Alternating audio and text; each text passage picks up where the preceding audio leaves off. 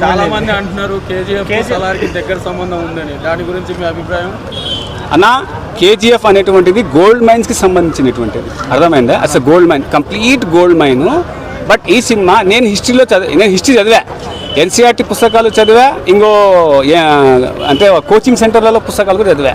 చెంగీస్ ఖాన్ అనేటువంటి వ్యక్తి కరుడు కట్టిన వ్యక్తి అని మాత్రమే తెలుసు. దానికంటే కరుడు కట్టినటువంటి బ్యాచ్ ఉంది అని అంటే ఫస్ట్ టైం విని నేనే ఆశ్చర్యపోయినా. అందుకు సినిమా 4 లాంగ్వేజ్లో చూసా, ట్రైలర్ని 4 లాంగ్వేజ్లో చూసా. ఇక్కడ ఇంకొక విషయం చెప్తా, ప్రభాస్ ఒరిజినల్ వాయిస్ తెలుగులో మాత్రమే ఉంది. ప్రభాస్ వాయిస్కు తగ్గట్టు కర్ణాటకలో వచ్చింది. సో మిగతా భాషల్లో వేరే వాళ్ళు వాయిస్ ఇచ్చారు. బట్ తెలుగులో ప్యూర్ మన ప్రభాస్ గారే మాట్లాడారు. ఆ సినిమా ఇక్కడ చూడండి, 1000 BC ముందుకు వెళ్ళిపోయాడు. దాని తర్వాత అందులో ప్రెజెంట్ వచ్చాడు, దాని తర్వాత ఫ్యూచర్ వచ్చాడు. ఇప్పుడు చెప్పండి, కేజీఎఫ్ యాడ ఉంది నాయన?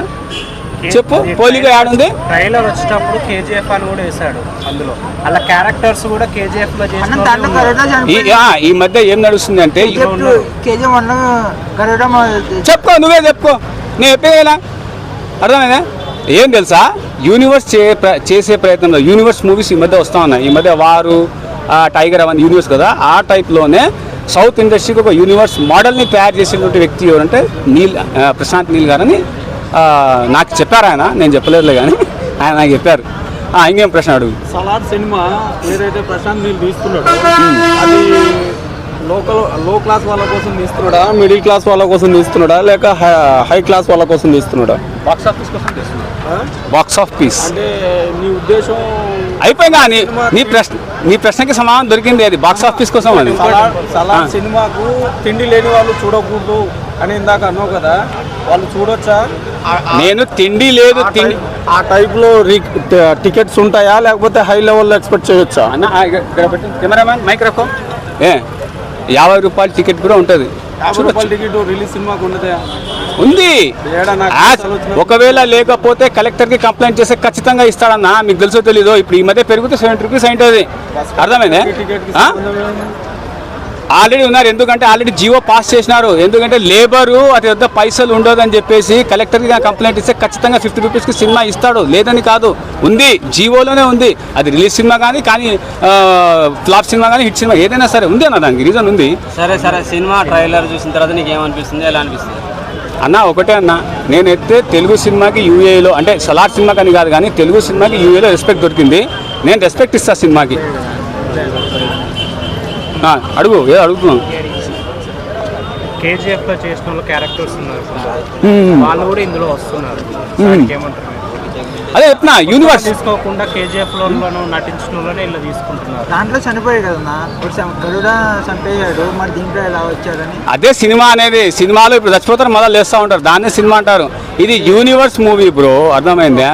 సో ఇప్పుడు అంటే అంటే అంటే హీరోనే డబుల్ యాక్షన్ చేయాలా? ఇవన్నీ కాదు, హీరోనే డబుల్ యాక్షన్ చేయాలా? ఆర్టిస్టులు డబుల్ యాక్షన్ చేయకూడదా? అయిపోయా, నీ ప్రశ్నకు సమాధానం ఇదే. ఆర్టిస్టులు కూడా డబుల్ యాక్షన్ చేస్తారా?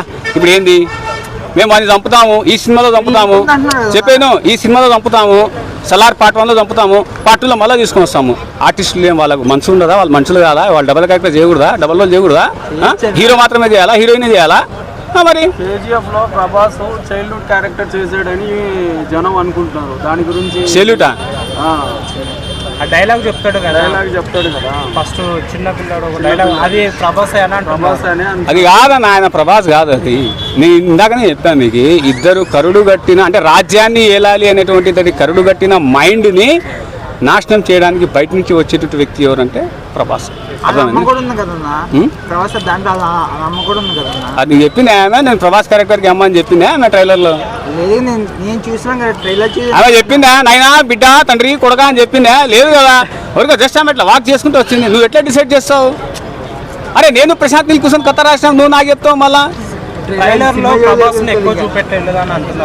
మంచి పని చేసినారు, నిజంగా చెప్పాలంటే ఇది మంచి పని. ఇలా చేయడమే correct.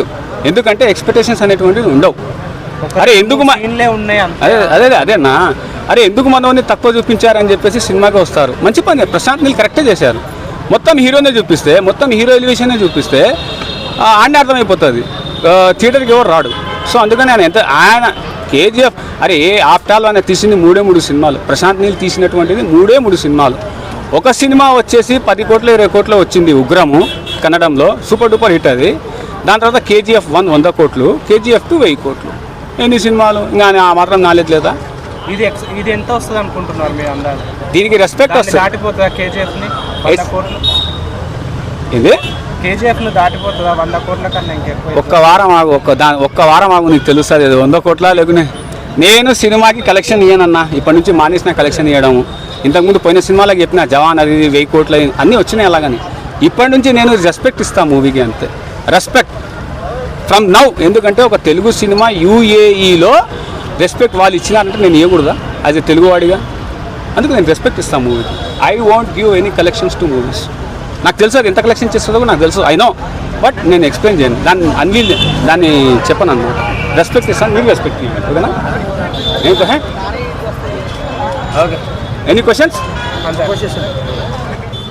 Hi friends, welcome to Ram Lakshman entertainment. నా వీడియోస్ కనుక మీకు నచ్చినట్టయితే సబ్స్క్రైబ్ చేసుకోండి, అలానే మీ ఫ్రెండ్స్కి షేర్ చేయండి, అలానే నన్ను సపోర్ట్ చేయండి ఫ్రెండ్స్. Thank you. నెక్స్ట్ వీడియోలో మళ్ళీ కలుద్దాం. జై హింద్.